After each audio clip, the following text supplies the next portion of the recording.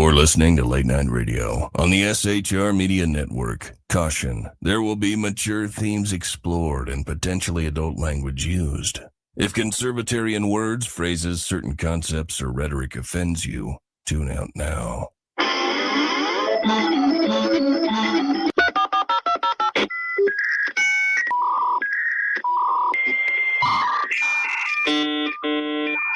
Uh-oh, guess what day it is? Guess what day it is? Huh?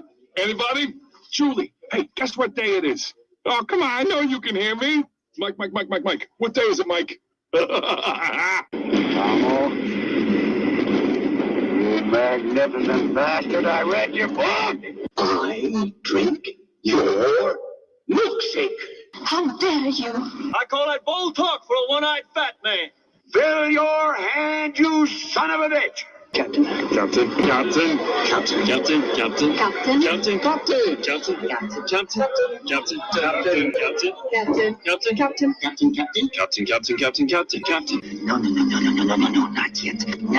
Don't pass out on me yet. Of course you realize this means war. Freedom is never more than one generation away from extinction. We didn't pass it on to our children in the bloodstream. The only way they can inherit the freedom we have known is if we fight for it, protect it, defend it, and then hand it to them with the well-taught lessons of how they in their lifetime must do the same. And if you and I don't do this, then you and I may well spend our sunset years telling our children and our children's children what it once was like in America when men were free. I have come here to chew bubblegum and kick ass. And I'm all out of bubblegum. Ladies and gentlemen, boys and girls, children of all ages, welcome to BZ's Berserk Bobcat Saloon radio show, where I'm broadcasting from North Idaho in an actual free state. I am this guy. I am your conservative Sherpa, making sure that I guide you through the insidious maelstrom of Democrat, leftist, and globalist lies, chaos, deceit, tyranny, and betrayal. And have I got a great show for you? It's also a tribute later on in the second hour to our veterans. Happy Veterans Day to everybody. It is November the 11th, the year of our Lord 2025. Please note what you're about to hear for the next 2 hours consists of my opinion and my opinion only, and of course those of my guests. I am doing the job the American media maggots won't. I am fundamentally changing America one leftist diaper at a time. We don't water our drinks just like we don't water our conversations. We are still serving stiff drinks in the saloon, along with, facts, history, logic, rationality, clarity, proportion, context, tradition, and common sense, politics, religion, crime, culture, race, sex, science, economics, law. We talk about it all right here in the saloon, where the speech is free, but the booze is not. And I'm streaming live on a whole host of places, to Spreaker, Apple Podcasts, Facebook Live, KLRN Radio, Twitch, my X channel, actually a whole bunch of X channels, and also I was going to be streaming to Rumble, but Rumble over here has decided to give me the high flipping fickle finger of fate tonight. So Rumble, I'm looking at you and I'm not really pleased with you right now. So folks, I have got a great guest for tonight, and people who've been listening and watching my show since 2017 know that I was in law enforcement for quite some time, slightly over 41 years, working for more than one agency in a wide variety of law enforcement areas. I retired in 2016, and as far as I'm concerned, man, that was prescient. Holy moly. Timing is everything, because that followed the year of Ferguson in 2015. And all of the rest of the subsequent contretemps and hands up, don't shoot, lies that followed because of a series of false narratives from let's see, then President Barack Hussein Obama, he of the beer summit, and Trayvon Martin could have been my kid kind of stuff, because timing is everything in terms of, I don't think that I could have then, much longer, and certainly now, have survived more than a handful of calls in today's environment. So my timing was great.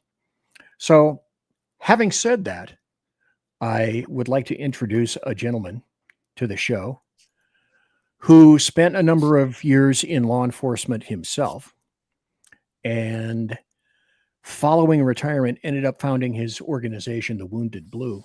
You can find his site, let me put this up right now, at thewoundedblue.org. It's right up here, thewoundedblue.org. And it's not .com, as I discovered any number of times, thewoundedblue.org. So that is his site. This is a fascinating dude, I got to tell you right now. And in between his time in service and his retirement, there's a whole bunch of stuff that happened, and an even greater number of things that occurred subsequently. So in order to go here, and as we discussed earlier, because, dude, am I super over prepared? I have never be underprepared, BZ. And so subsequently I am not. I'd like to introduce Randy Sutton, and thank you ever so kindly for being here tonight.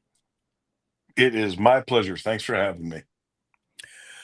I cheated a little bit, and I looked around for on the internet for stuff about you.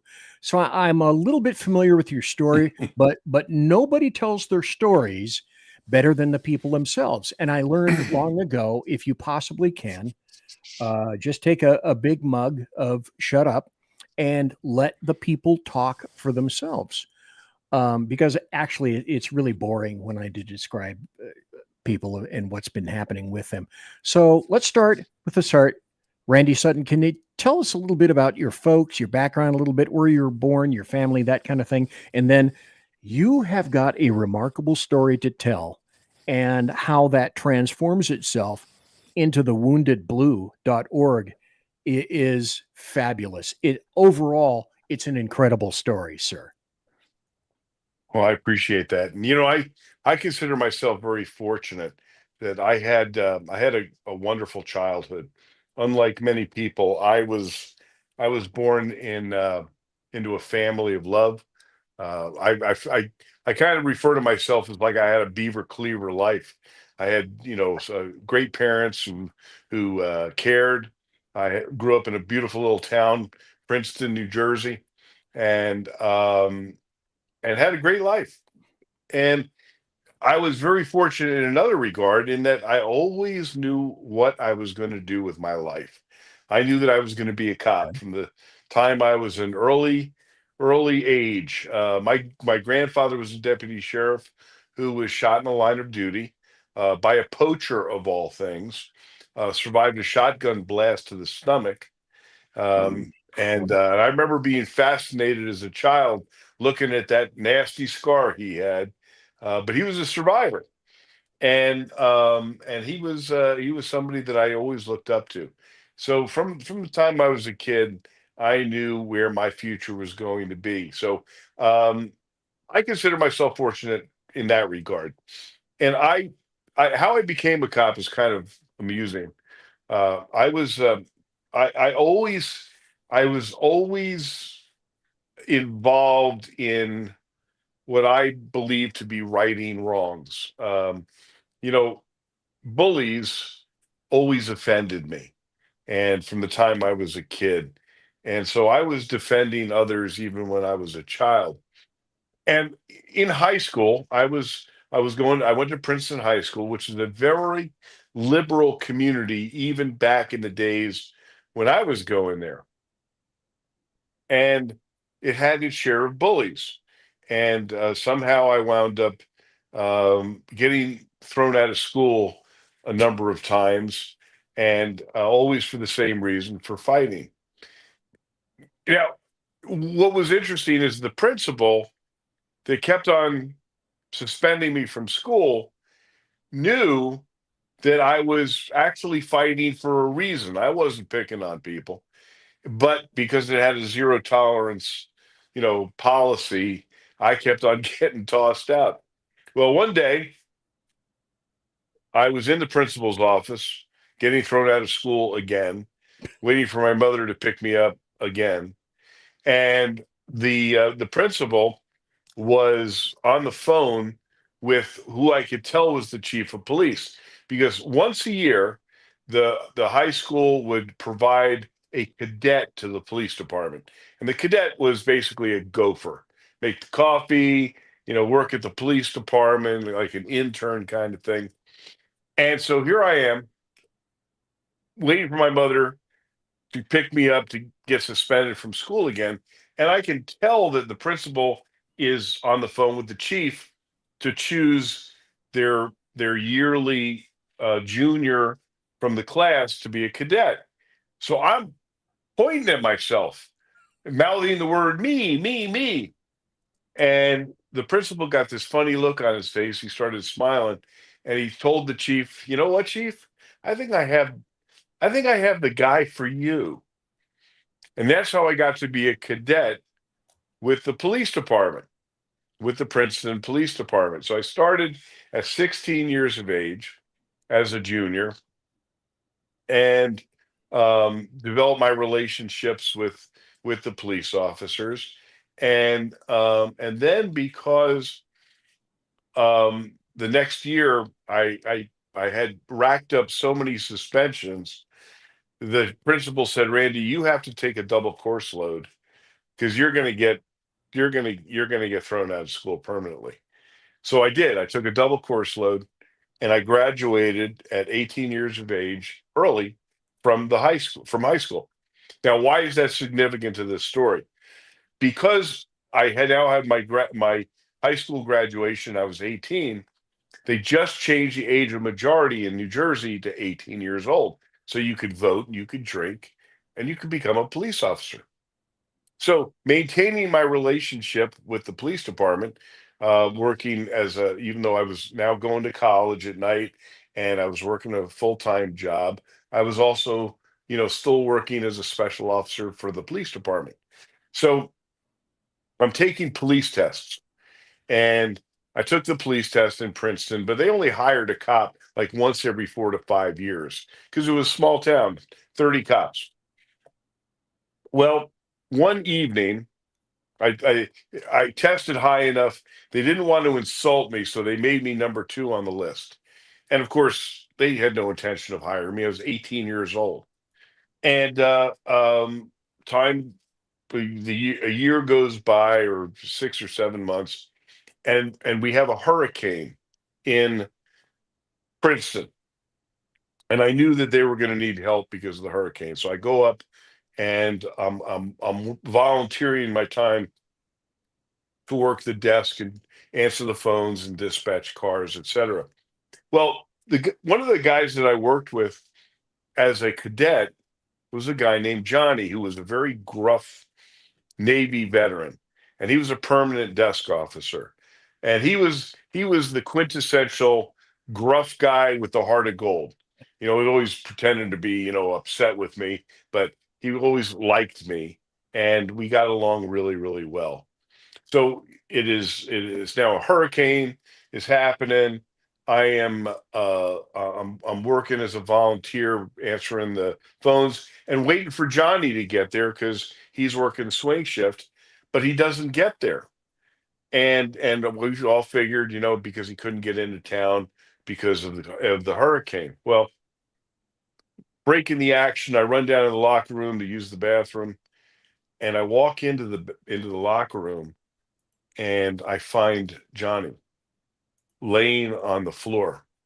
He had made it in, but he had a heart attack. Oh. And so I yell up for help, and I started CPR. I was trained in first aid, so I'm doing CPR, and the other guys come running down.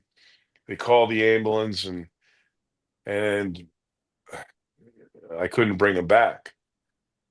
And so we're all there in the muddy floor, and and Johnny is laying there in his uniform, and it was like we couldn't believe it. It was surreal, and his body's there, and we're just all of us are in shock.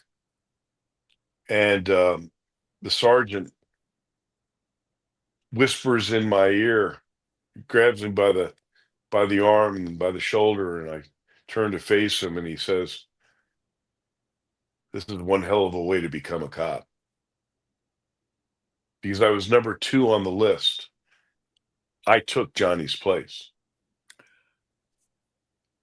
And that's how I became a cop. Holy moly.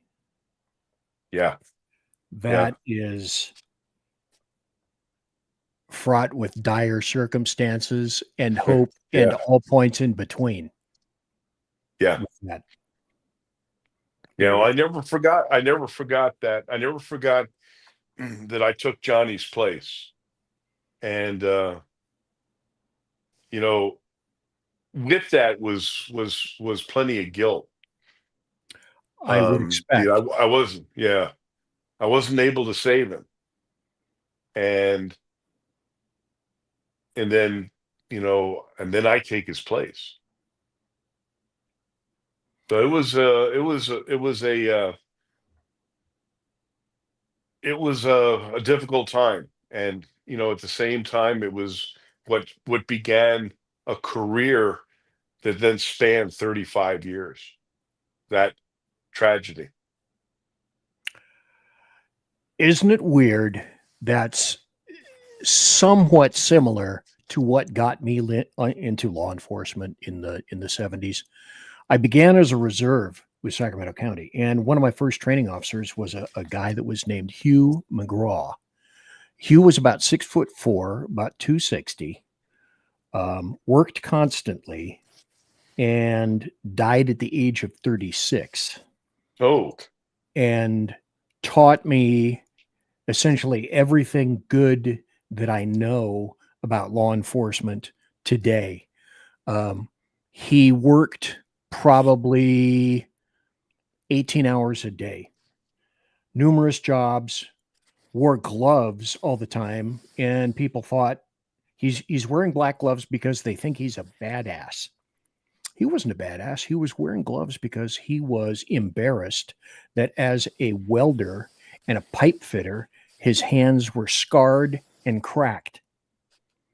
And he taught me about those people that are weak, that need support. He taught me about domestic.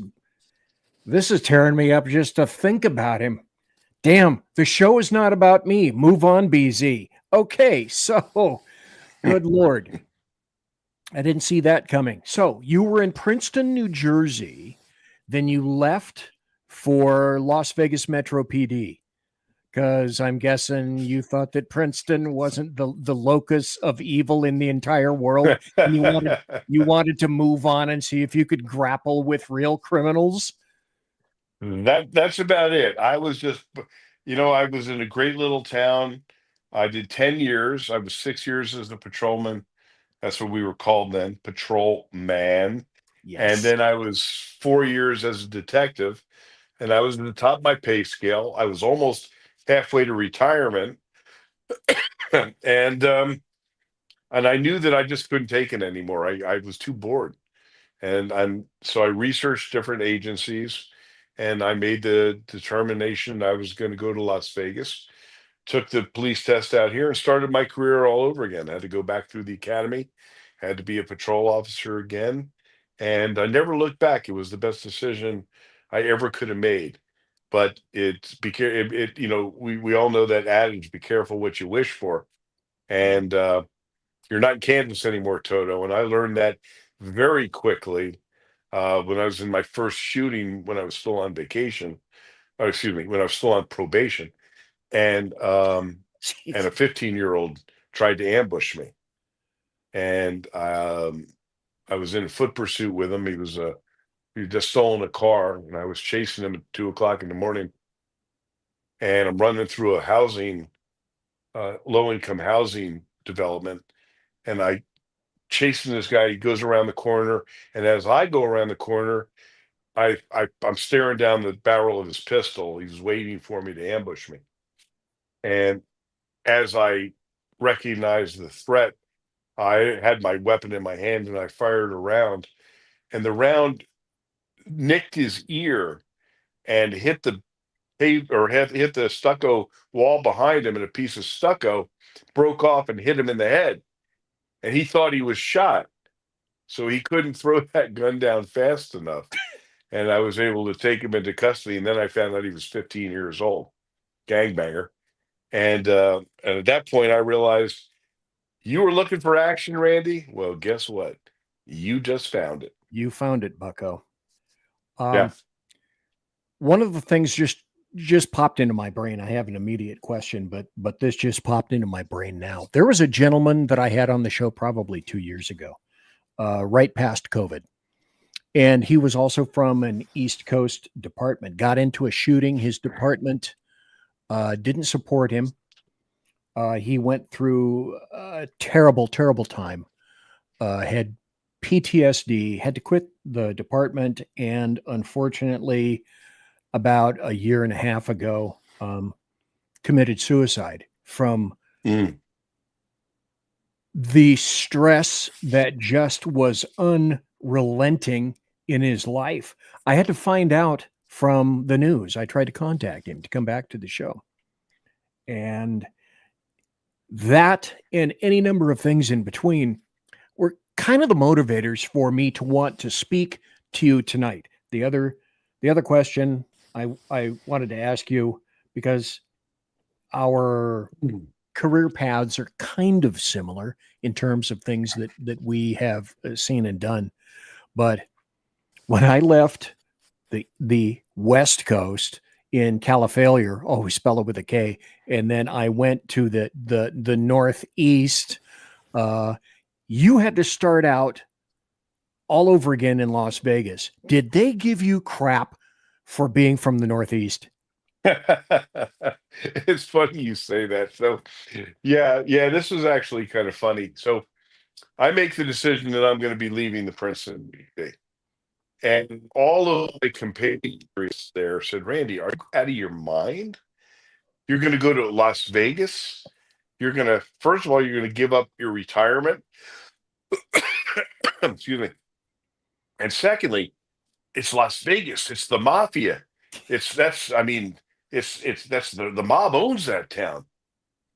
And then I go to test in Las Vegas, and they have it tailored for out of towners. So I take the written test, I take the physical test, I pass that, and then I go through the psychological, and I go through everything flawlessly, and then they have a polygraph test.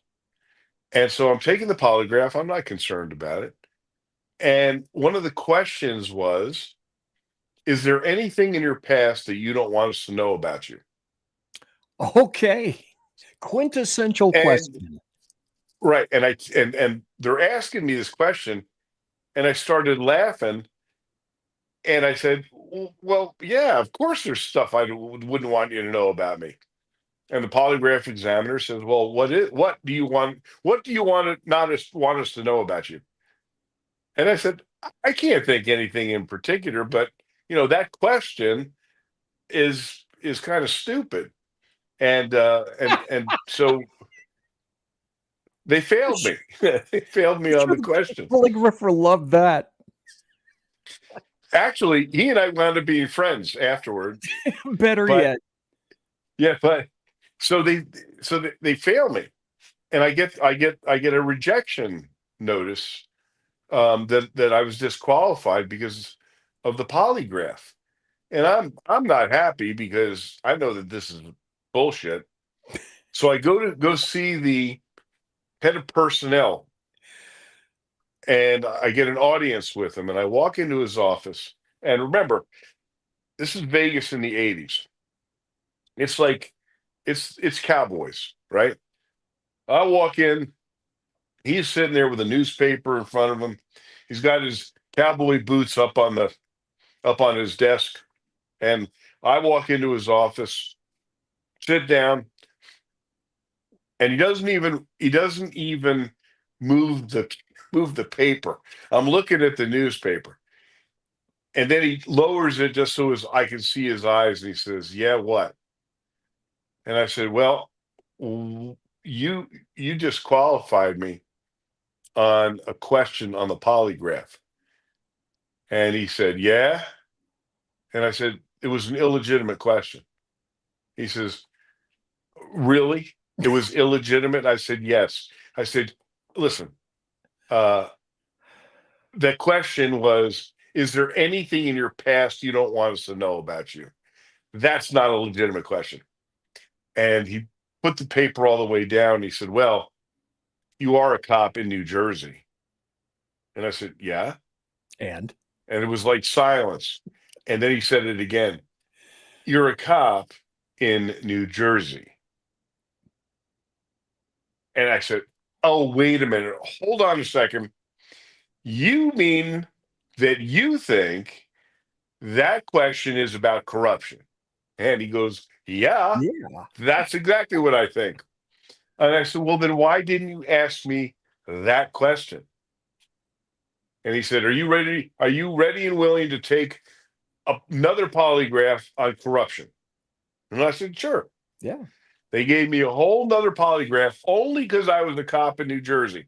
Did you ever take money for not doing your job? Did you ever trade sex? Did you ever plant evidence? Did you ever do this? They asked me every possible question.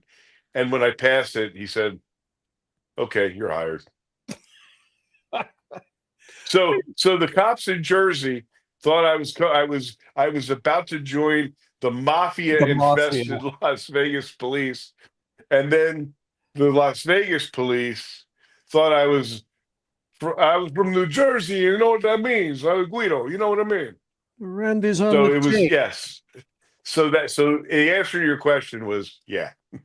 Because oh God, coming from Califailure, I went to the Northeast and caught crap for that and at Quantico, then went down south and did some martial stuff. And especially in the Southeast, I caught crap for that. So I was just curious about that. Yeah.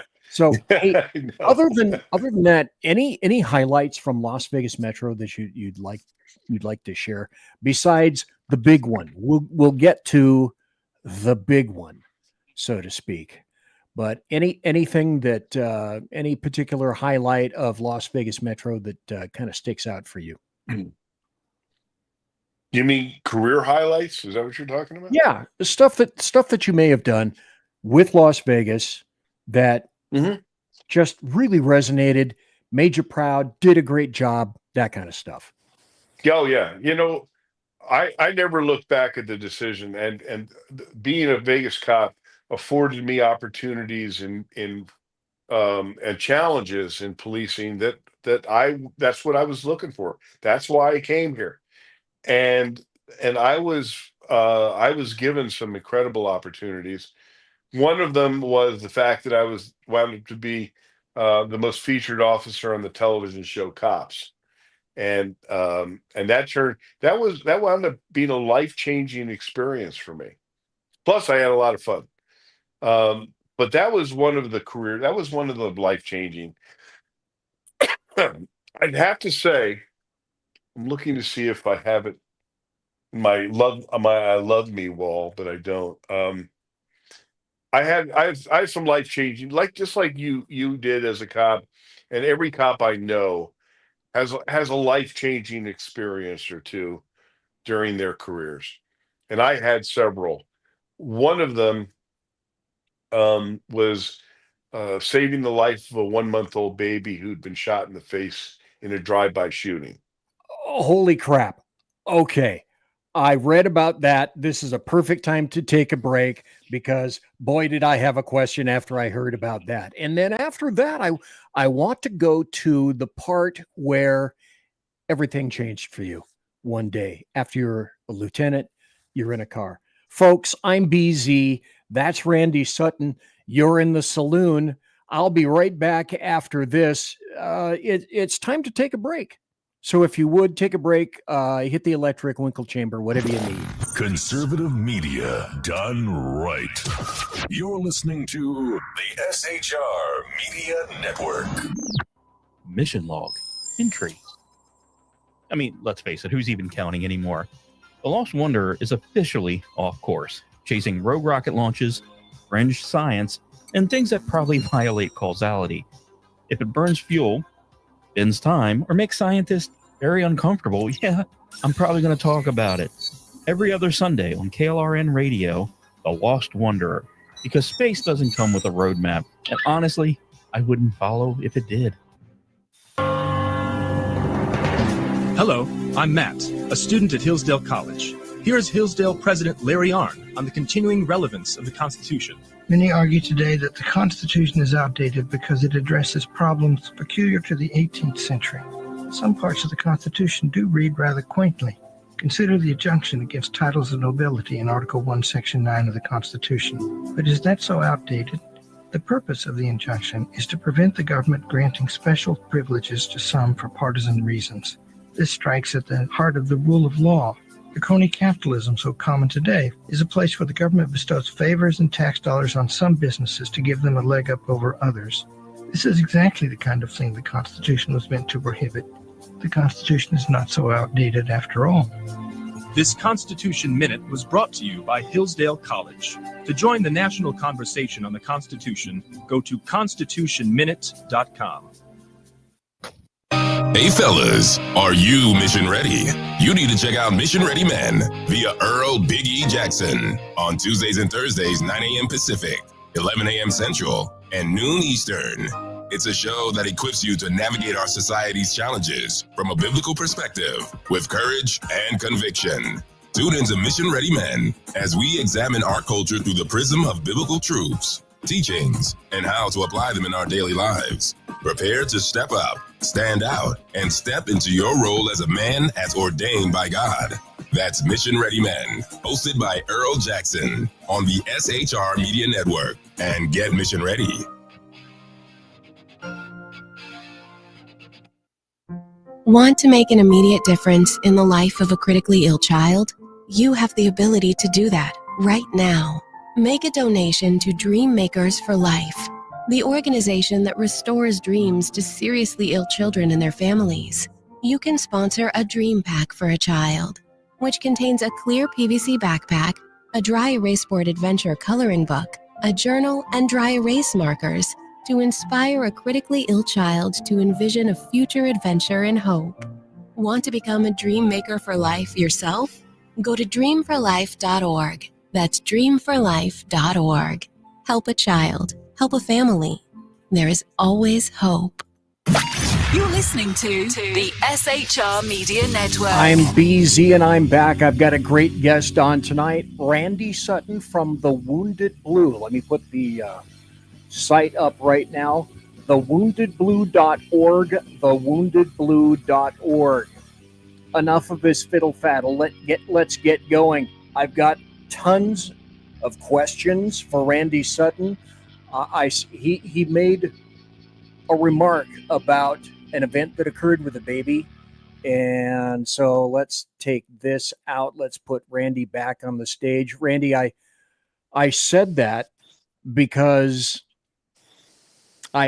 when I saw that in your background, so I have to ask you, how do you save the life of a 1-month-old baby that was shot in the face on a call? How is that possible? So I was on patrol. I was a sergeant at the time, and I was my beat was off the strip. It was in a mixed business residential area, and I pull around the corner. I was not on a call. I was just on patrol, and I saw a car up on the sidewalk, and people running around screaming, and I radioed for a backup with an unknown trouble, and had no idea what was happening, but jumped out of the car, and I saw bullet holes all over the car. And then I hear someone scream, "Oh my God, the baby's been shot." And I look down, and there in an infant seat is a 1-month-old baby with half of her face gone. And what happened was mom and dad, totally innocent of doing anything other than going to the market. This is about, the dusk. The sun had just gone down, and the baby is in the infant seat, and three gangbangers pull up alongside of them in what we later found to be a gang initiation, and just opened fire on the car for absolutely no reason. One of the bullets hit the baby in the face, and I just happened to pull up literally within minutes of this shooting. Now, you can imagine it's bedlam, right? There's people running around screaming. There's bullet holes. I don't know if the shooter's still there. I don't know. I'm looking around for the possible suspect. And then I see the baby. Now, the protocols are very clear.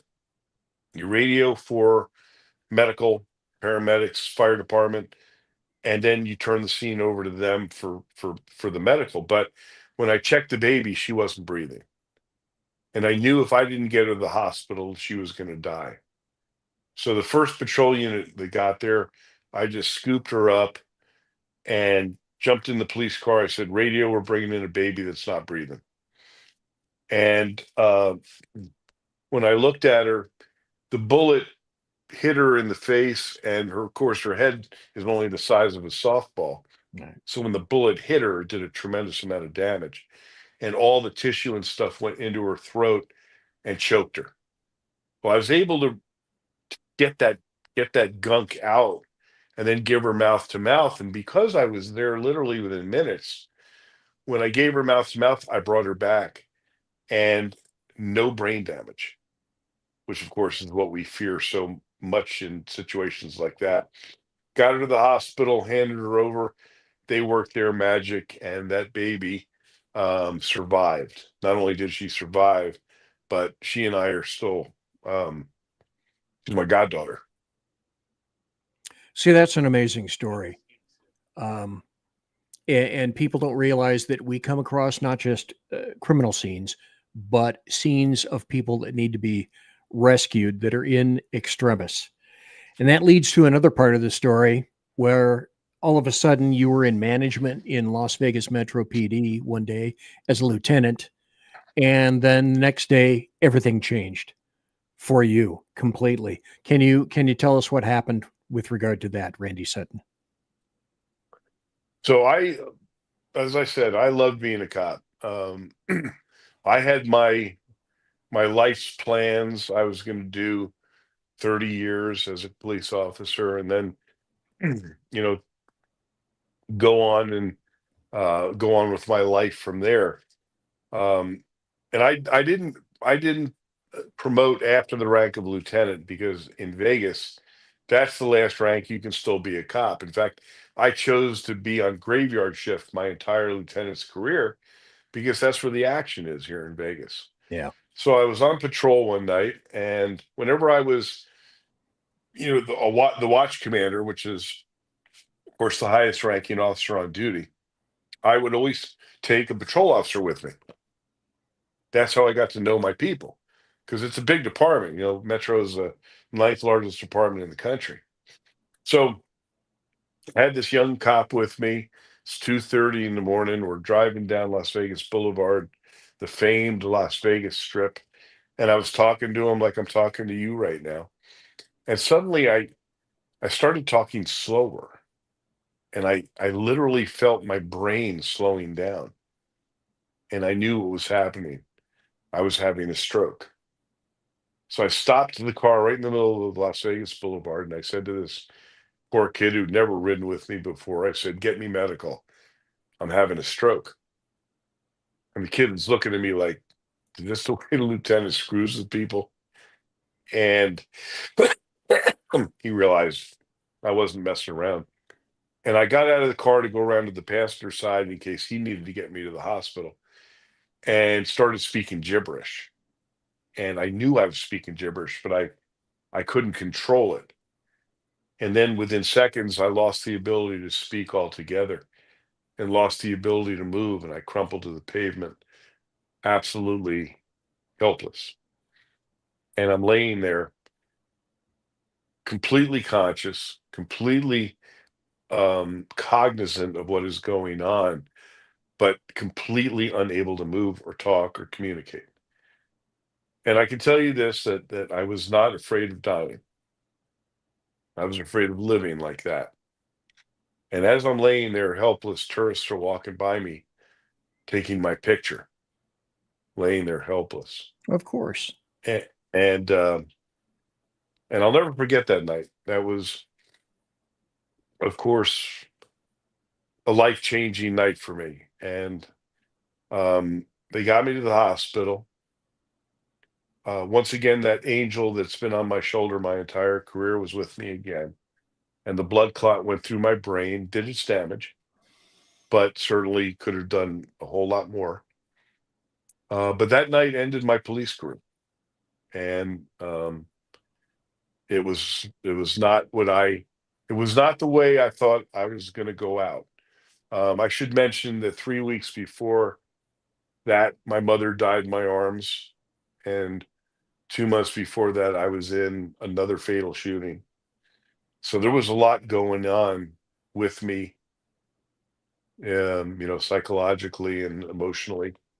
But then the stroke happened, and within a couple weeks, I lost everything in my world. I lost my mother. I lost my career. I lost my identity. I've been a cop my entire adult life. And what happened next was what was even more shocking. And that's that my own department turned its back on me and said, "We're not paying your medical bills. We're not giving you your benefits. Have a nice life." See, and that's And where I went these places intentionally.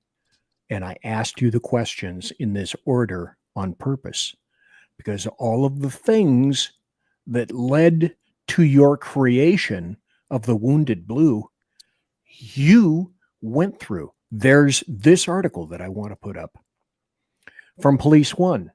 What you don't know about being injured could leave you homeless. You had to fight with your department, the city, workers' comp, medical paperwork, forms, benefit problems. It's what you guys do and offer by way of the Wounded Blue is a compendium of all of the things that people could encounter as cops in law enforcement. And I can only say that pile after pile after pile informs you as to what you're going to do, how you met these challenges, and what you decided that you were going to do with all of that. And then I want to point you in another direction. After all of that, you saw a guy on TV, and then you later met up with him. What was that? So the realization that my own department would turn its back on me was devastating to me. It took me into very, very dark places. I even went to go see the sheriff who I'd served with for 24 years, and I said, "How do you treat me like this?" And he said, "Randy, this isn't personal, it's just business." And I couldn't understand it. But he was telling me the truth. You see, I was no longer an asset to the department. I was now a liability. But it's hard to envision yourself a liability after you've given 24 years of your life to a police agency. A very wise man named Dr. Kevin Gilmartin, who wrote the book Emotional Survival for Law Enforcement, and which is truly the Bible for police officers that everyone should read, once said something absolutely crucially important. You'll hear cops say, "I love my department." Well, you can't give your love to something that will never love you back. But we all feel like we do. and that the department will love you back. It's incapable of doing that. I used to tell my So, recruits that if it is politically or fiscally expedient, you will be sacrificed. Never love your department. It will not love you back. it's exactly right. So eventually I won. I had to get a lawyer, and I went through a year and a half of fighting them. And it was terribly debilitating, not just emotionally, but it was physically. I'm going through, when they released me from the hospital, I spent a week in the hospital, and the doctor comes over to me and he says, "How you feeling, Randy?" I said, "Well, quite honestly, I feel pretty damn good." And he says, "I'm happy to hear that, but I don't want you to think that anything we did is going to preclude you from walking out of here and having another stroke or a heart attack because you have a serious heart problem. And by the way, that's what killed my mother 3 weeks before this. And it's what killed my father." So suddenly I am now facing the harsh truth about my own physical issues. And it's not what I expected to hear. So now I've lost my job. I've lost my identity. My own department has turned its back on me. Um, and I don't know what the future is going to bring. Now, by this point, I had already written 3 books, excuse me. I'd written 3 books. And so I'm thinking now that the doctor's got me thinking, what's going to be my legacy? And I knew it was going to be a book, but I didn't know what it was going to be. And then one day I'm watching television, and I'm watching an interview with a man named Frank Shankwitz. And that name probably doesn't ring a bell to most folks, but what he did will ring a bell. He is the man who created the Make-A-Wish Foundation. And what very few people know is that the man who created Make-A-Wish was a police officer. He was an Arizona state trooper for more than 40 years. So I was listening to this interview with him about why he created this incredible organization. And it was like a light bulb went off in my head. And I said, you know what? This is what I'm going to do. I'm going to contact Frank Shankwitz, and I'm going to ask to interview him because I'm going to do a book called The Power of Legacy about people who have done incredible things with their lives, and ask them about those who gave them that impetus, who inspired them to give back in such amazing ways. So I reached out to Frank Shankwitz, and he lived in Prescott, Arizona. And I told him who I was, and I said, I want to interview you.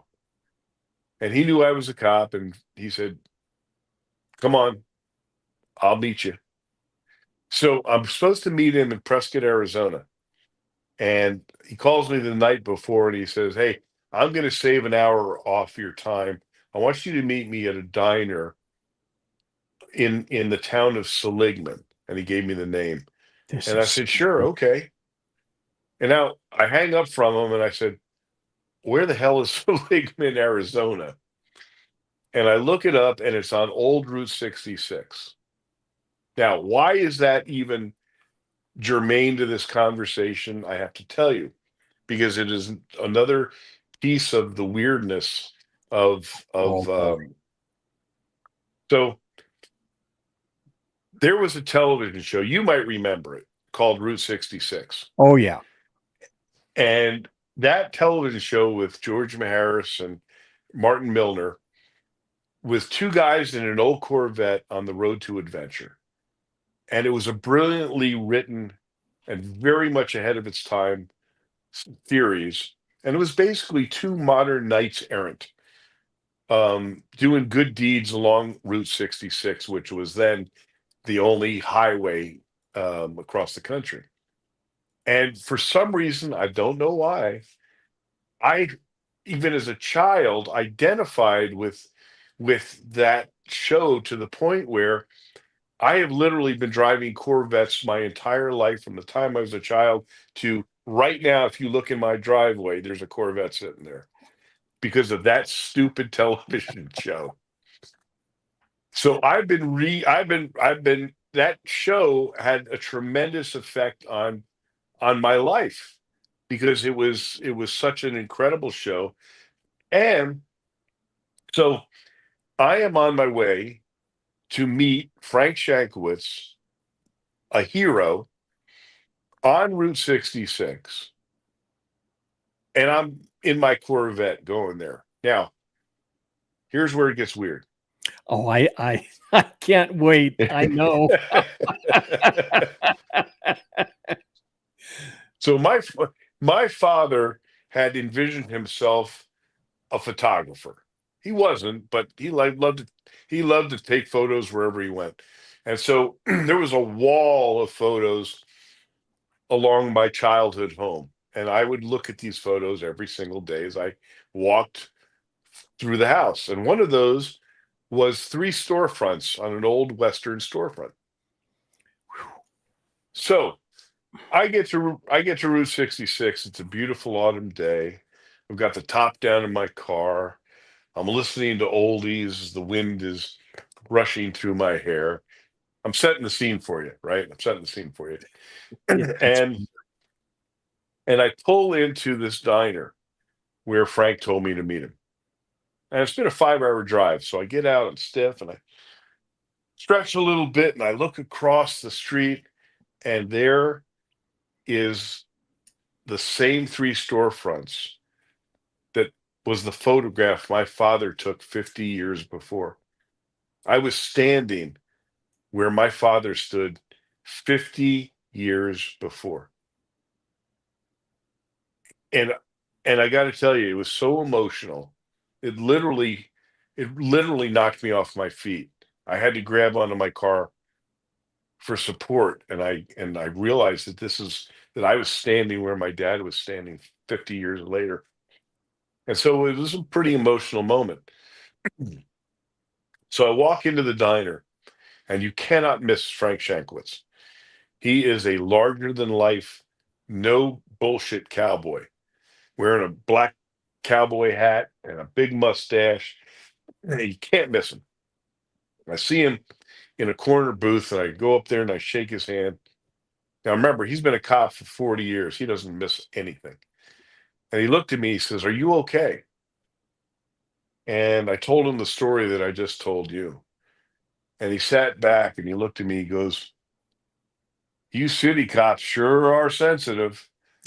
And that's what started a friendship and mentorship that lasted the rest of his life.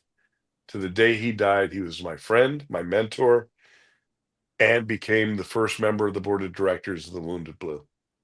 And that's where it started. And that's where it started. Okay, so let's fast forward a little bit. You meet him, you know what he's done, you are familiar with his own organization, which is fabulous, of course. And then what out of that makes you say, okay, I'm going to go here. Let me put this up. Again, thewoundedblue.org, thewoundedblue.org. If you want to find out what's going on, at thewoundedblue.org, right there. So what's the motivation for thewoundedblue.org? That translates how, Randy Sutton? So I wrote the book, The Power of Legacy. And then I'm still dealing with my own, my own issues, my health issues, etc. And then because of writing books and being in the movies and being a police trainer for years and being on the show Cops, suddenly police officers from around the country start reaching out to me. Facebook had just was becoming a big deal. And cops started reaching out to me. "Randy, I know you don't know me, but I don't know who to turn to. I was injured in the line of duty. One case early on, police officer said I was shot in the line of duty. My chief never even visited me in the hospital. They've thrown me away. Randy, I was paralyzed when my police car was hit by a drunk driver. They've abandoned me. From different parts of the country, I'm getting these heartbreaking messages, not because I could do anything, but only because I was visible in the law enforcement world. And they were desperate. They didn't know who to turn to. And I can't do anything, but I understand because I get it. It happened to me. And I realize that this is a national issue. This wasn't just Randy. This was happening to cops across the country. And every single one of these conversations ended with the same phrase towards the end. I feel forgotten. I feel abandoned. I feel alone. And then the worst ones were, I wish I never survived that night. At least I wouldn't be a burden to my family. Yep. And these heartbreaking messages are coming to me. And I'm going, wait a minute, there's got to be a resource for these men and women. And discovered there was none. There is one if you die in the line of duty. But if you get severely injured in the line of duty, there's nothing for you. And that's why I created the Wounded Blue. And the Wounded Blue is the National Assistance and Support Organization for Injured and Disabled Officers, a nationwide charity that's helped more than 16,000 cops in the last 6 years. We are saving lives. We are saving careers. We are saving marriages. We are getting people into treatment, whether those injuries are physical or emotional and psychological. And we are changing lives. I'm going to your main page, thewoundedblue.org, thewoundedblue.org. The Wounded Blue's mission is to improve the lives of injured and disabled law enforcement officers through support, education, assistance, and legislative advocacy. Everything that you experienced as a law enforcement officer and more growing up. Never forgotten, never alone. So help me out here, Randy Sutton. Was your primary concern that of the mental health of officers, their physical health, on the job, post-retirement? Focus me in here a little bit. So it was all of the above. They're interchangeable. They're part and parcel of one another. Physical injury leads to emotional injury. Physical injury leads to psychological injury, and vice versa. We have seen people who wear the badge who become severely depressed because of post-traumatic stress, and then they harm themselves. We have seen officers who literally run their own cars off the road because they can't deal with the pressures anymore. And I understood. I understood the darkness of what it felt like when you feel abandoned by, most police officers are very idealistic when they begin their careers. They're believers in right and wrong. They're believers in the good guys and the bad guys. And that doesn't always play out in reality. And those who are most idealistic are most apt to be hurt when things don't go the way they think or the way they should. They become disillusioned. That disillusionment can lead to hopelessness. Hopelessness leads to that feeling of helplessness. And those two factors in combination with one another is why we have the suicide rate that we do. And realizing that we need to create a community that cares. We need to work together and in friendship, in loyalty. We need to be the thin blue line that we were promised as cops, but never delivered. And that's what the Wounded Blue is. We are that family. Never forgotten, never alone is what we live by. And that's why what we do is so critically important to the law enforcement community, and why my entire team who is made up of cops who have been shot and stabbed and beaten and run over or face serious trauma and come out on the other side. Why we become peer team members, and we provide peer support for injured and disabled officers across the country. They're the real heroes of the Wounded Blue. Those men and women who serve as peer team members who literally intersect with other officers' lives who are facing struggles now. Those are the heroes of the Wounded Blue, my team. Randy Sutton, I have to ask another question. It's a matter of time. I'm not going to do a break right now. Basically, all I'm going to do is just let everybody know where we are. Conservative media done right. You're listening to the SHR Media Network. But there are some other questions that I'd like to ask. I will admit, for the first time, any place on in my show, been there, done that, thought about it. All of the points in between. Have the brain theater many nights a week to prove it. But there are other specific things that I would like to address, sort of a then and now. So I don't want to infringe on your time. If you got to go, you got to go. I understand it. We're good. We're good. Go ahead. Okay. So your website talks about, you're talking about training, you're talking about peer support, you're talking about legislative advocacy, you're talking about referral services.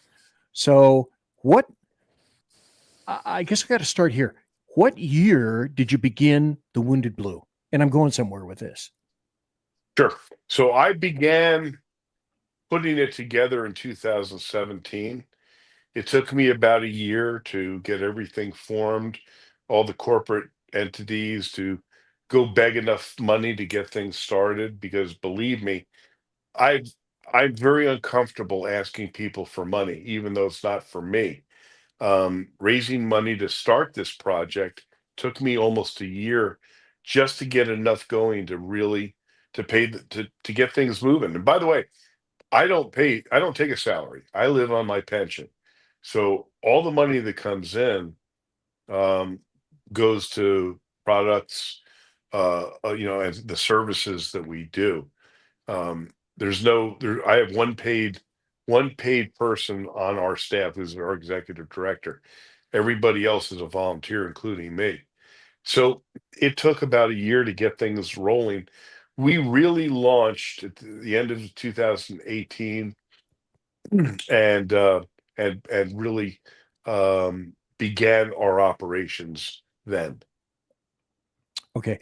Because I didn't know what year you started, and you're saying 2017. That was post Ferguson. I retired in 2016. As far as I was concerned, like I said at the very beginning of the show, timing was everything. But the question that I was going to ask, and maybe you can even answer it now, is since the beginning of your program, The Wounded Blue, thewoundedblue.org, here are the people that are also on the staff, the board of directors. Betsy Brantner Smith. I remember her from, wait, I don't know if this is still true, but in the 70s, I used to be vastly entertained by J.D. Buck Savage. And at one point, she was, I believe, associated with J.D. Buck Savage himself. I don't know if they're kind of like she's married to him. Okay, I didn't know if they're a team, but that's how I remember her. And then going down here, you also have a gentleman named Dr. Travis Bates, and I was associated. Travis Yates. Or Yates, I'm sorry. And I wasn't really associated with him, but I would read a lot of his stuff because he and I were both doing EVOC at the time. I designed our EVOC course. So I was our EVOC sergeant and range master and blah, blah, blah. But that's where I remember Travis Yates, because he had his own website with a ton of police related information. So it seems to me that you have... He owns lawofficer.com. That's the one. Yes. Yes, that's him. That is the one. I was trying a brilliant man, retired commander from the Tulsa, Oklahoma Police Department. Yep. Travis is brilliant. He's Dr. Travis Yates, and he is one of the best speakers I've ever seen. Brilliant man, doing incredible work. Well, let me ask you this. When you first started in 2017, what were some of the greatest demands for service when you first began the Wounded Blue? Well, I'd have to say the greatest demands were just dealing with the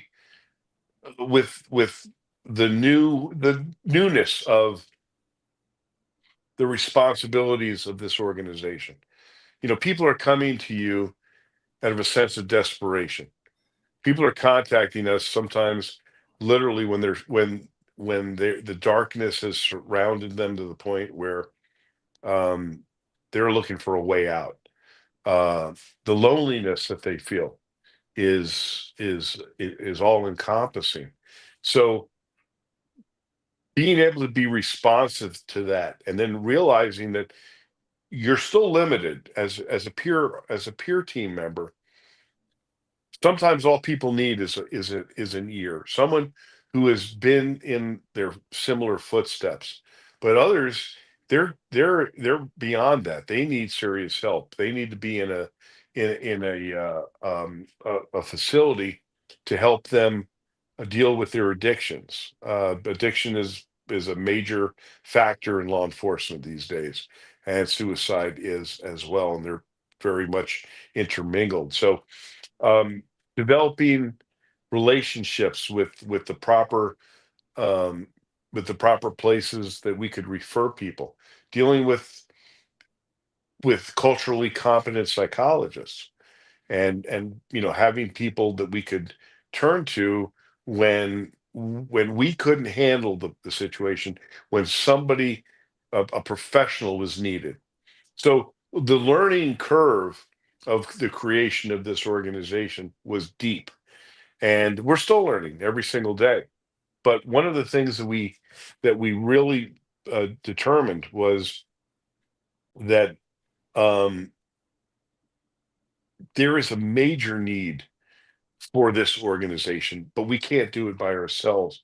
So we work with many other charitable organizations, and thank God that we do, because what we can do, we can fill that role for other organizations. What we can't do, I can go to somebody that does something else and say, hey, look, we got somebody that needs your help.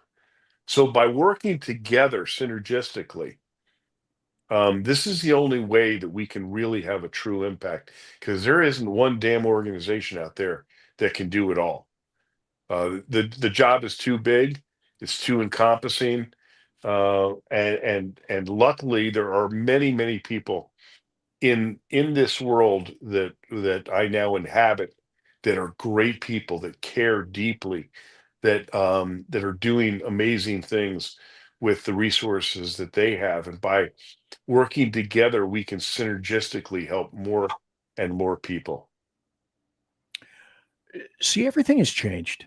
When I began as a cop in the 1970s, things were completely different. I went to a few agencies and departments in between. So I'd like to kind of see if I can extract a contrast and a comparison out of this. Like my generation, we drank like fish. Okay, there was one of my problems, wasn't it? Sure it was. But between now and then, and let me ask, I think this is more pointedly where I'm going, since maybe 2017 and now, have you seen a greater, lesser, or a different demand for services? And let me go a little bit further. Politics were always, and this is where I'm going, politics were always heavy in law enforcement. They were heavy as a sergeant. I never made lieutenant. I was told, no way, you're going to make lieutenant, blah, blah, blah. I'm sure you've seen more than your share of politics, but the politics today are in some cases almost insurmountable. I mean, at minimum, they're extremely challenging. Like people are talking about defunding police, changing the entire purpose and course of law enforcement. And the politics, because of the politics and the social pressures on cops, which existed to a degree, but it wasn't like this now.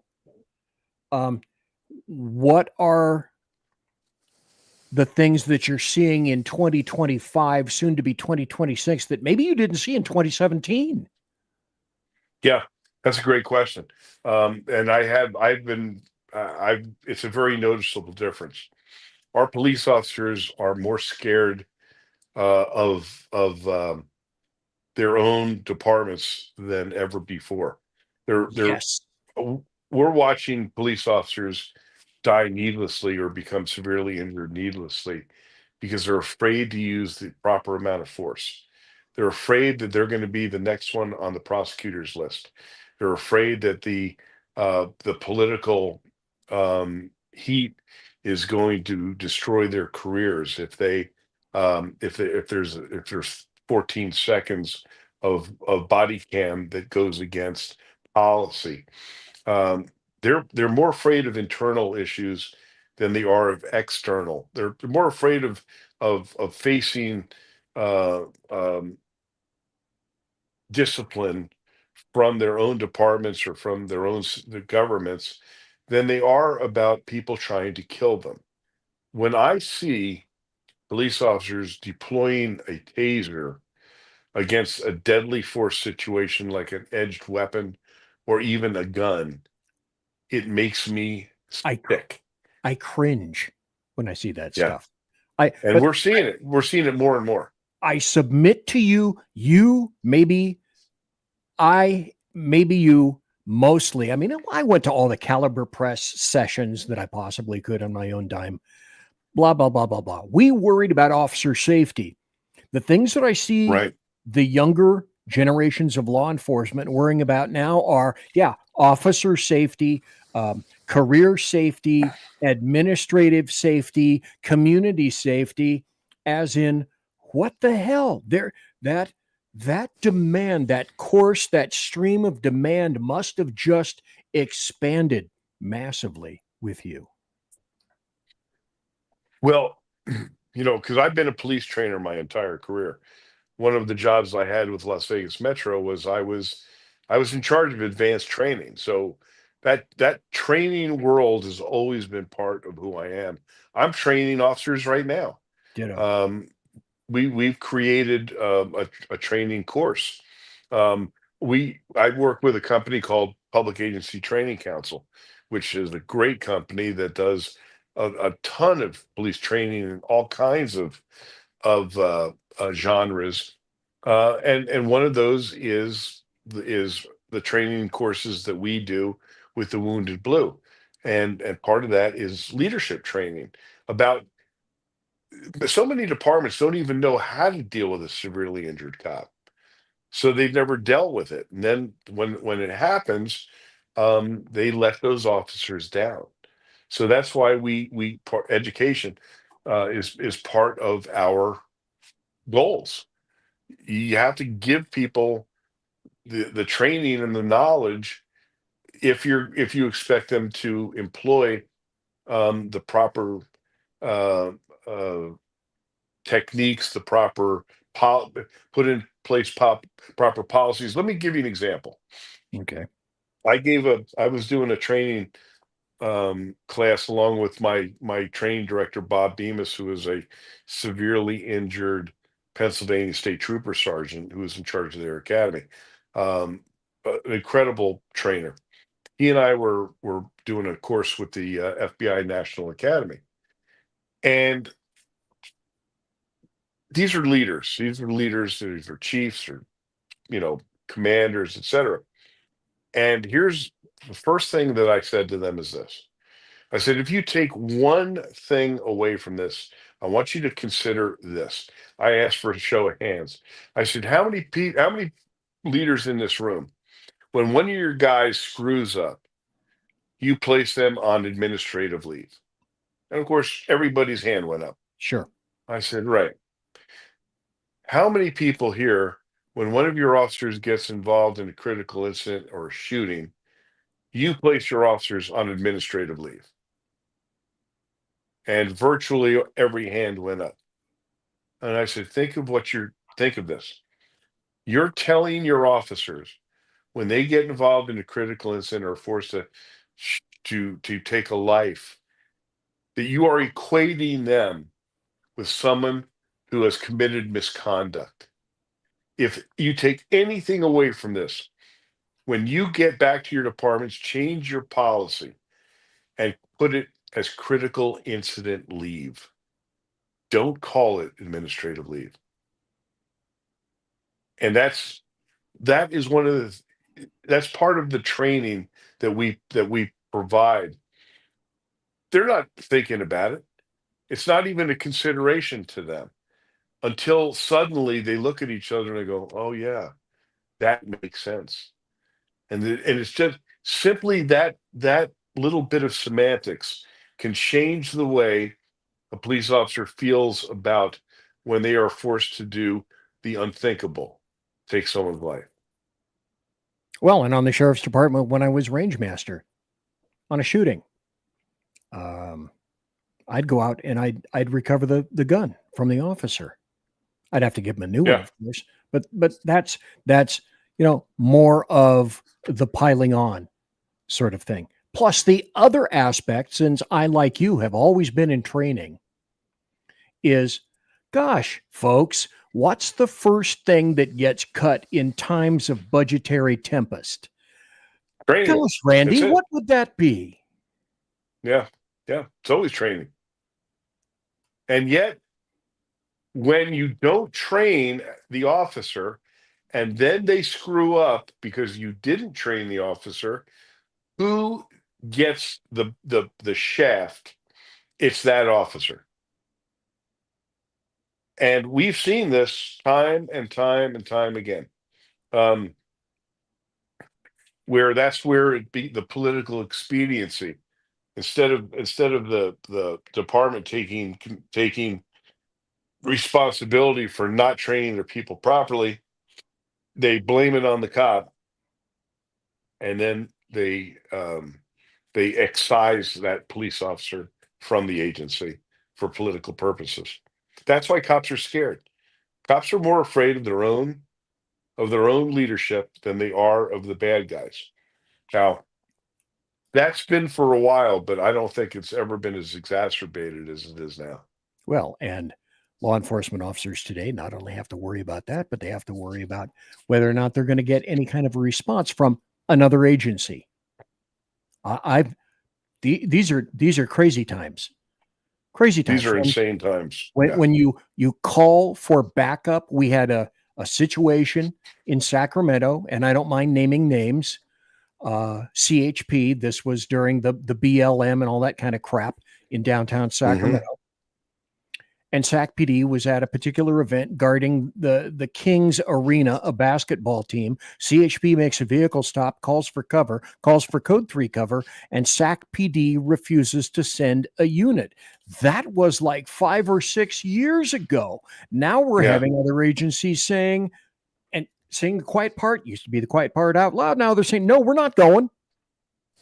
We're not going to cover you. Yeah. Insanity. Right. And that, so 10 years ago, if a police officer refused to go to the aid of another cop, well, you better go get a new job. Exactly. You better go sell shoes. Right. And if a police leader did it, they better get a new job too. Now you have an area that's so politicized that this type of behavior has become acceptable, and it is not acceptable. Those that make that decision. I mean, you saw it in Chicago, where the chief told their police officers not to assist ICE when they were taking rounds. That chief should be drawn and quartered. The mayor should be put in prison. You're being kind. Yeah, well, drawn and quartered. Drawn and quartered is a pretty harsh. That's a pretty harsh punishment.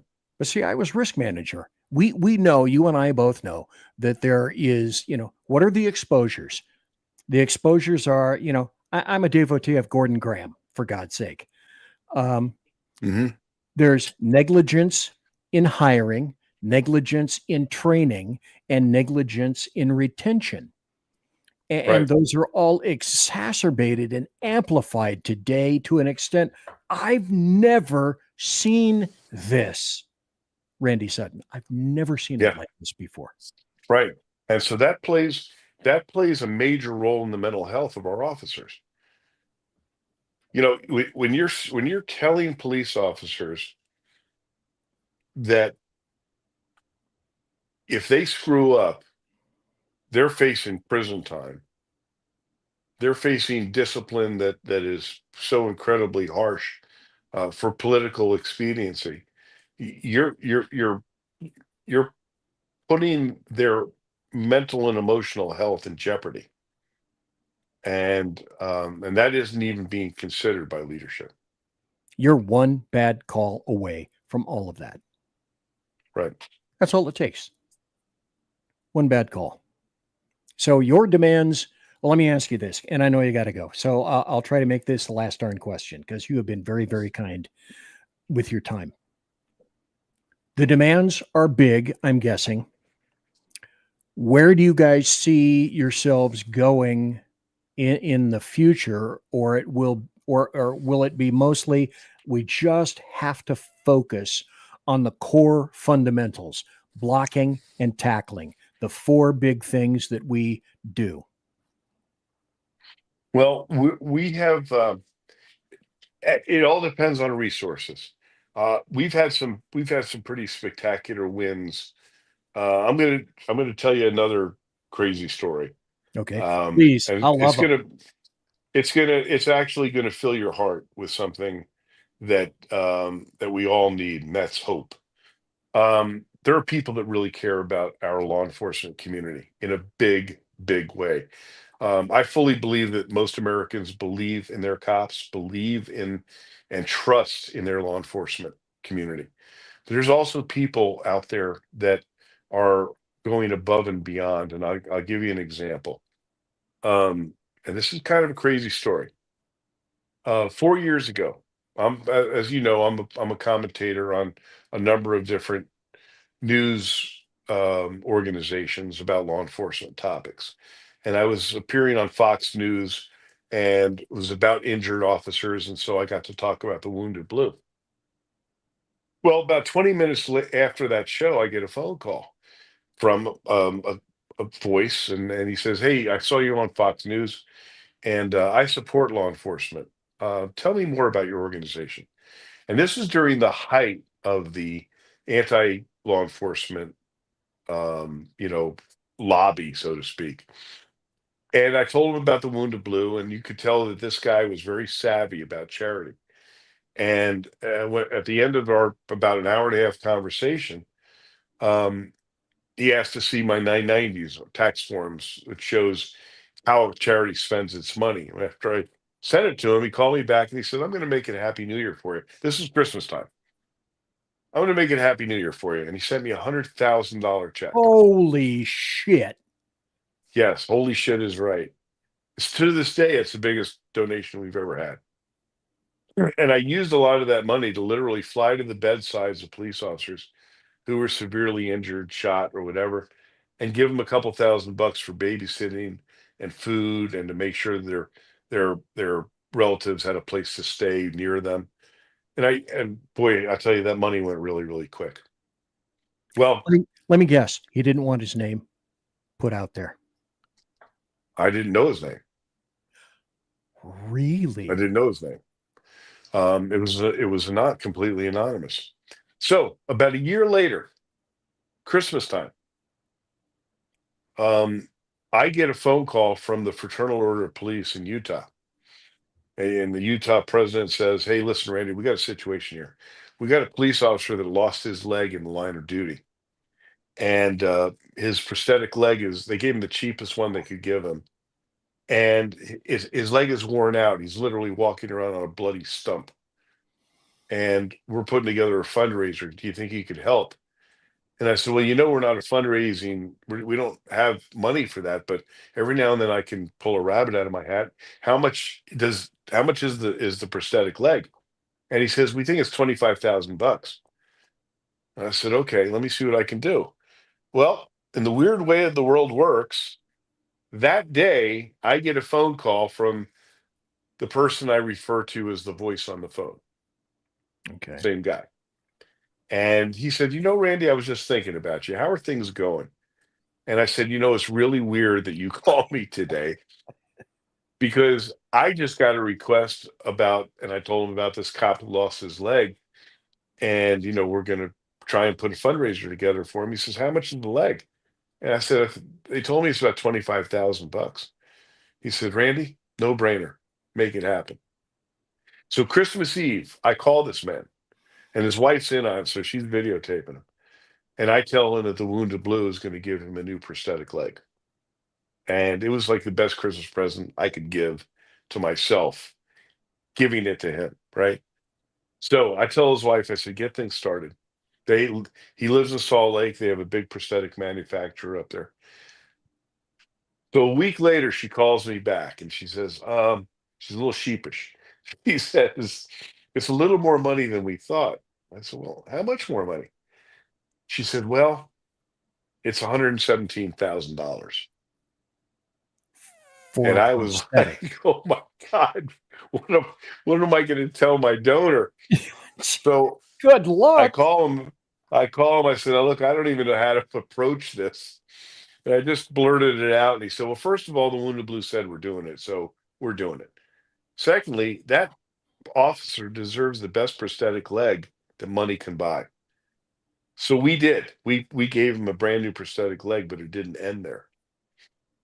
I didn't know the whole story until I went up there and met him.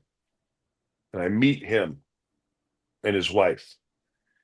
And I find out that he was a young cop in the state of Texas. He always wanted to be a police officer. He finally gets on the job. One day he's directing traffic in an intersection, and a guy high on cocaine driving a tractor trailer hits a car, kills that driver, and then the tractor trailer falls over and crushes him and drags him 100 yards down the road.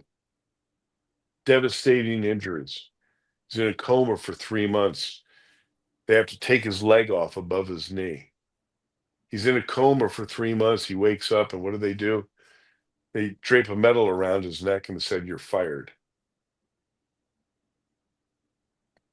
No benefits, no medical.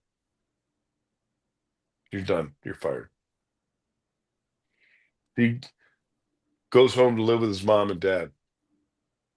His wife divorces him. He's alone trying to rebuild his life.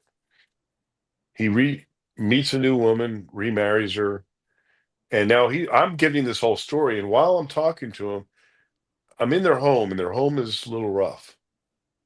Not just a little rough, very rough. And I come to find out after hearing the story that this couple, despite all the challenges that they have had, adopt 2 special needs children. And I'm seeing this house, and this house is full of love.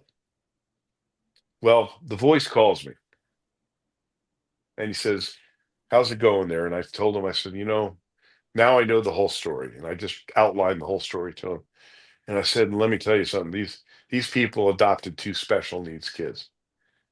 And he says, Randy, let's do more. Well, at the end of the day, we teamed up with the Gary Sinise Foundation, and we completely rebuilt their home from the ground up.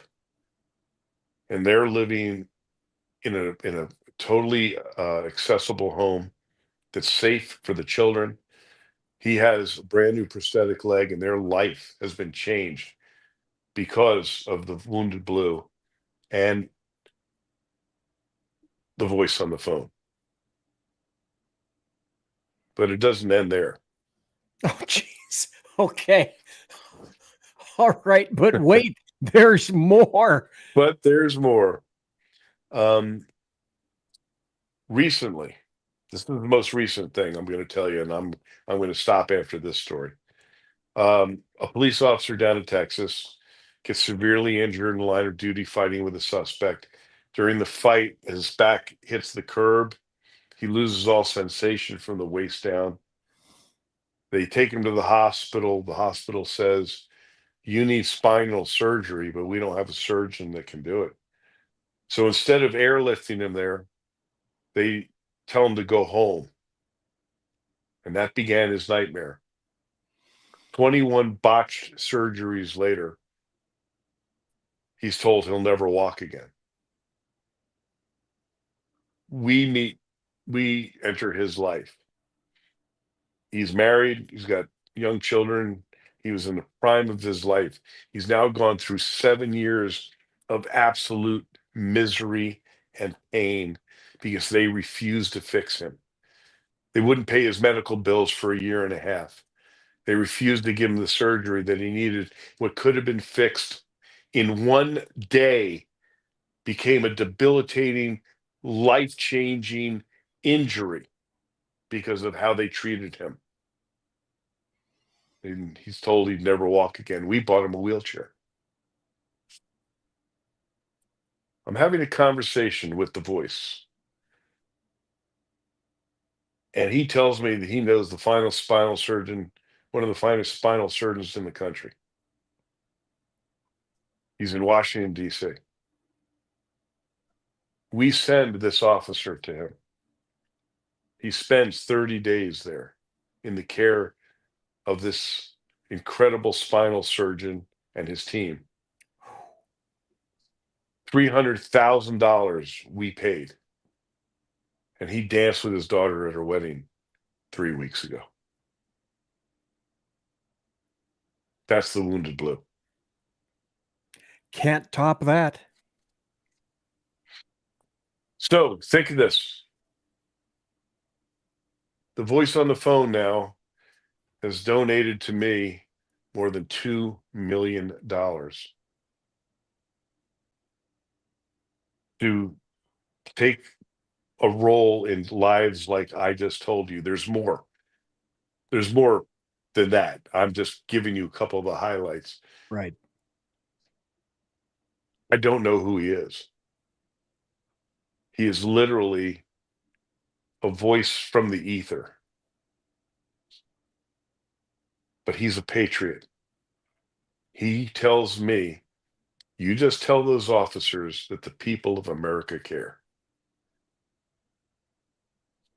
That's the kind of people that are still in this United States. And those are the people that are changing lives. And those are the people that are with the Wounded Blue. You know what I pretty much guarantee? The voice has a big story. No doubt. That's my guess. No doubt. Let me put this up on the screen. If people want to help, they can go here. Mm-hmm. This is, I believe, the Support Us page. Right. You can fill out the fields, one time, recurring, specific amounts, information, and my guess would be something similar to, you got $5? Appreciated. Right. $10? We're really asking. We're right now.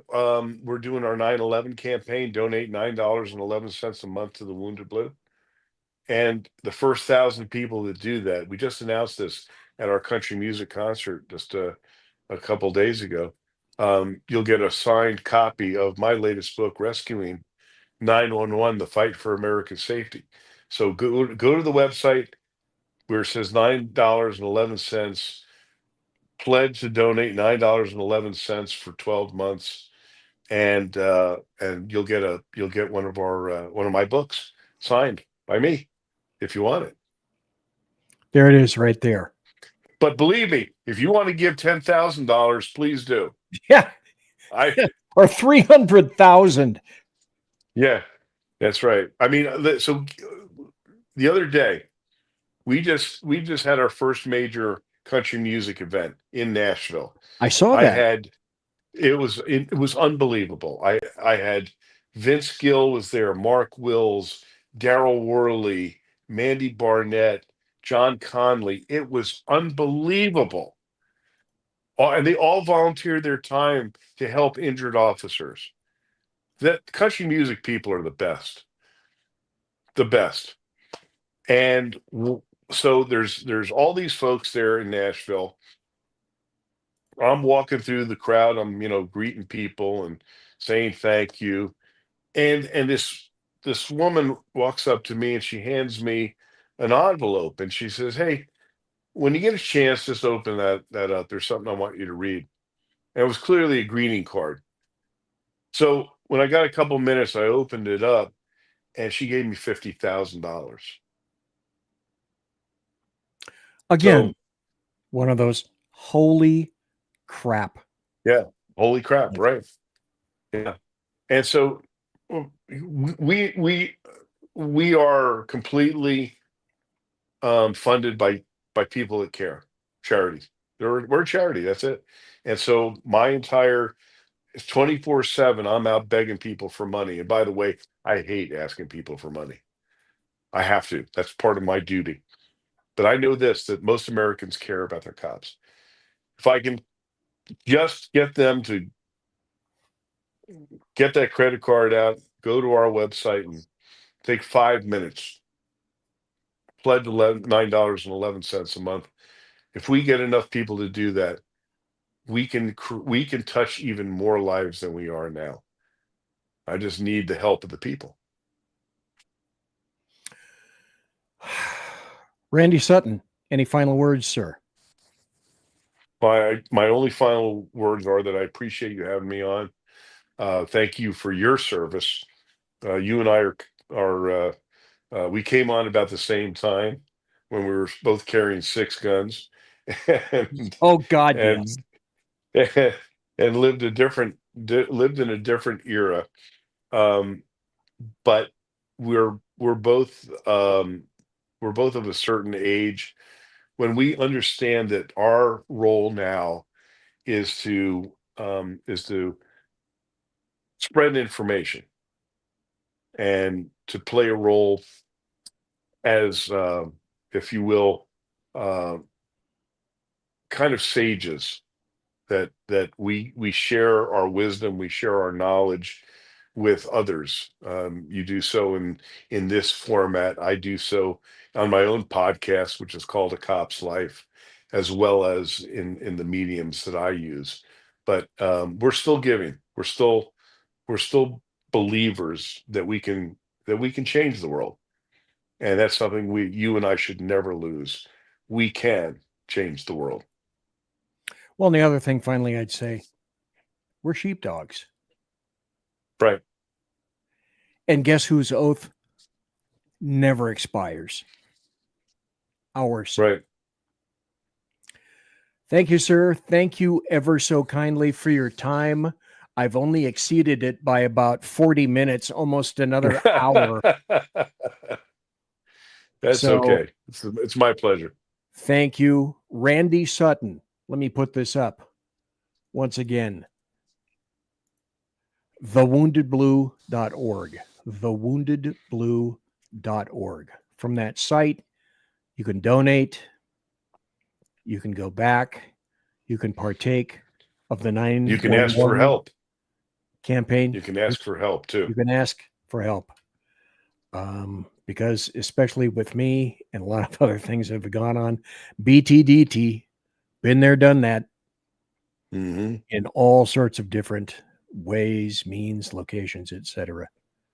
Randy Sutton, thank you. And one other thing, if somebody wants to contact me personally, because they want more information or they want a personal conversation, I'm really easy. I'm Randy at thewoundedblue.org. That's Randy at thewoundedblue.org.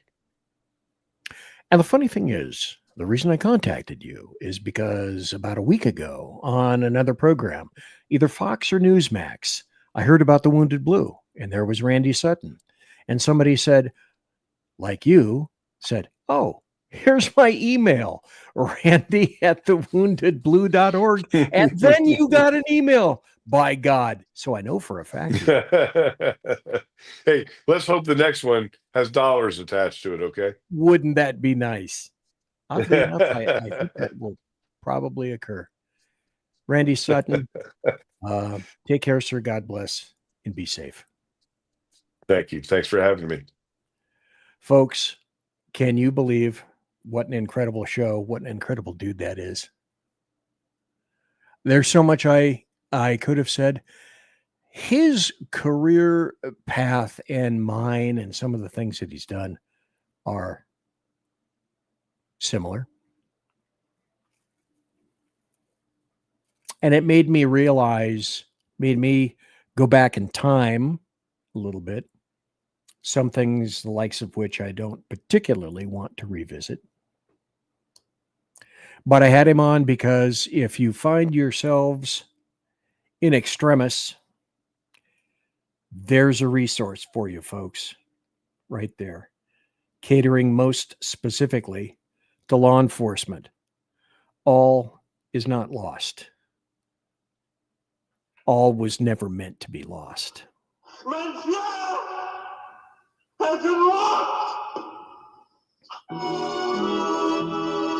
And with that, I'm wrapping up the show. The politics, she no going tonight. Probably Thursday night. So if you come back to the Saloon Thursday night, who knows what kind of rambunctious foolishness and shenanigans will have occurred already between tonight, Tuesday night, and Thursday night, and the answer is almost anything. So thanks for being here tonight, ladies and gentlemen, boys and girls. What an incredible interview. What incredible stories. But of course, you know I can't go anywhere without saying promotional consideration by the Lockheed Martin Skunk Works, by Shure Electro Voice microphones, by the people that manufacture my mixer, Arrakis, and also the people at Pratt & Whitney Engines, the likes of which produce thrust you can trust. Tonight's tiaras are once more by My Little Pony. So, also, thanks to my personal KC-135 Kettle One refueling team with whom I shall be concerting in less than a half hour, most likely about 15 minutes or so. Everybody, God bless, take care. You. Everybody quiet down now and get some sleep. Be safe. Everybody. Come back Thursday. Night, Mama. Night, Ben. Good night, everyone. Good night, Mama. Good night, Daddy. Good night, children. Good night, Daddy. Good night, Elizabeth. Good night, John Boy. Good night, Jim Bob. Good night, Jim Bob. Good night, Jim Bob. What's going on? I was asleep. What's everybody doing? Good night, Good night, Jim Bob.